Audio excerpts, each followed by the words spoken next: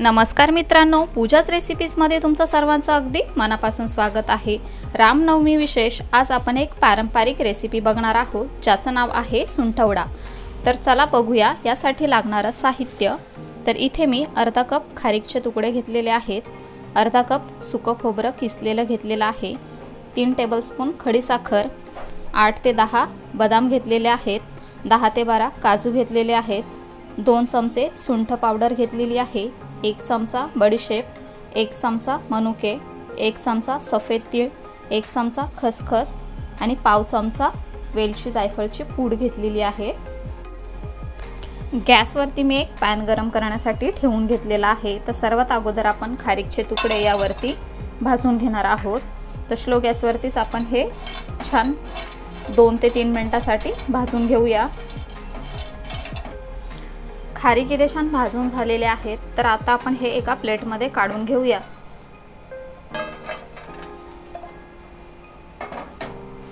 आता आपल्याला बदाम भाजून घ्यायचे आहेत, तर हे सुद्धा भाजून घेऊया। बदाम सुद्धा भाजून झालेले आहेत, तर हे सुद्धा आपण प्लेटमध्ये काढून घेणार आहोत आणि काजू भाजून घेणार आहोत। काजू सुद्धा आपले भाजून झालेले आहेत, तर हे सुद्धा आपण एका प्लेटमध्ये काढून घेणार आहोत। आता आपण बडीशेप भाजून घेणार आहोत।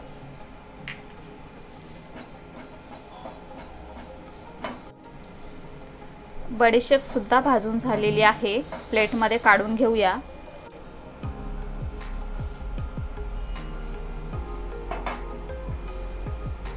सफेद तीळ हे सुद्धा भाजून घ्यायचे आहे।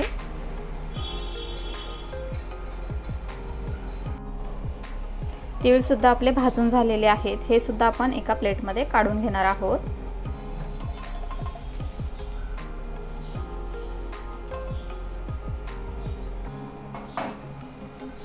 आता आपण यामध्ये खसखस भाजून घेणार आहोत।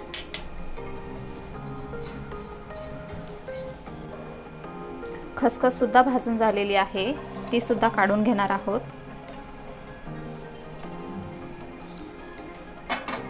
आता याच पॅन मध्ये आपण सुकं खोबरं भाजून घेणार आहोत। 1 ते 2 मिनिटांसाठीच आपल्याला हे खोबरं भाजून घ्यायचं आहे। सर्व जिन्नस आपले भाजून झालेले आहेत। गॅस बंद करून घेते व आता आपल्याला हे सर्व जिन्नस थोडेसे थंड करून घ्यायचे आहेत। त्यानंतर आपण हे वाटून घेणार आहोत। इथे मी एक मिक्सरचं भांड घेतलेलं आहे, तर सर्वात अगोदर आपण त्यामध्ये खारीक काढून घेणार आहोत। आपण हे थोडेसे थंड करून घेतलेले आहेत आणि त्यानंतर आपण आता हे मिक्सरला वाटून घेणार आहोत। तर सर्वात अगोदर मी फक्त खारीकच वाटणार आहे। खारीक इथे मी जाडसर वाटून घेतलेले आहेत, त्यामध्येच आपल्याला काजू आणि बदाम ॲड करायचे आहेत आणि हे सुद्धा जाडसर आपल्याला मिक्सरला वाटून घ्यायचे आहेत।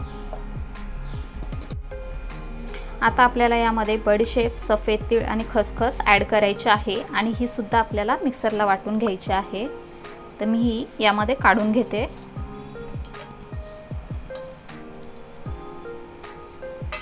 आणि आपण जी पिठी साखर घेतलेली ती सुद्धा मी यामध्ये टाकून घेणार आहे आणि ही सुद्धा याच्या सोबतच मिक्सरला फिरवून घेणार आहे।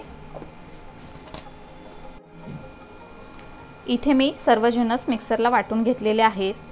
तर आता आपण हे एका बाउलमध्ये काढून घेणार आहोत।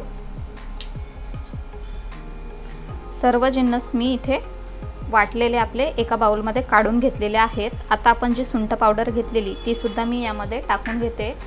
वेलची पूड, 10 ते 12 मनुका यामध्ये टाकून घेते आणि आपण जे सुकं खोबरं भाजून घेतलेलं ते मी मिक्सरला वाटलेलं नाहीये, कारण का ते खाताना थोडंसं दाताखाली आलं की छान वाटतं, म्हणून मी हलकंसं फक्त हाताने असं कुस्करून घेते ते या पद्धतीने। आता आपण हे सुद्धा या बाउलमध्ये काढून घेणार आहोत।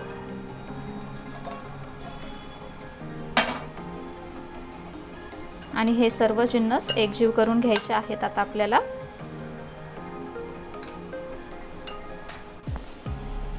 तर इथे आपला सुंठवडा तयार झालेला आहे। मी याची फायनल प्लेटिंग करून घेते व तुम्हाला दाखवते।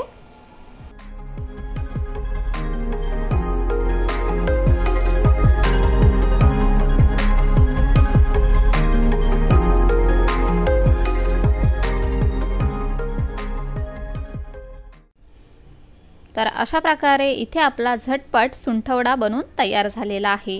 आपल्या आरोग्यासाठी चांगले पदार्थ निदान नैवेद्याच्या रूपात खाल्ले जावेत म्हणून रामनवमी, कृष्ण जन्माष्टमी किंवा हनुमान जयंती पूजेत सुंठवड्याचा आवर्जून समावेश केला जातो। आज तुम्ही सुद्धा रामनवमीच्या निमित्ताने सुंठवडा बनवून तुमची पूजा संपन्न करू शकता। हे पदार्थ पारंपरिक पद्धतीने कसे बनवावे हे आज मी तुम्हाला दाखवण्याचा प्रयत्न केला आहे। तुम्ही सुद्धा हा नैवेद्य जरूर बनवा व तो कसा झाला आहे ते आम्हाला कमेंट करून सांगा। व्हिडिओ आवडला असेल तर व्हिडिओला लाईक करा, शेअर करा आणि अशाच नवनवीन रेसिपीज बघण्यासाठी आपल्या चॅनलला सबस्क्राईब करा। लवकरच भेटूया अशाच एका नवीन रेसिपी सोबत। तोपर्यंत bye bye, take care, eat healthy, live healthy.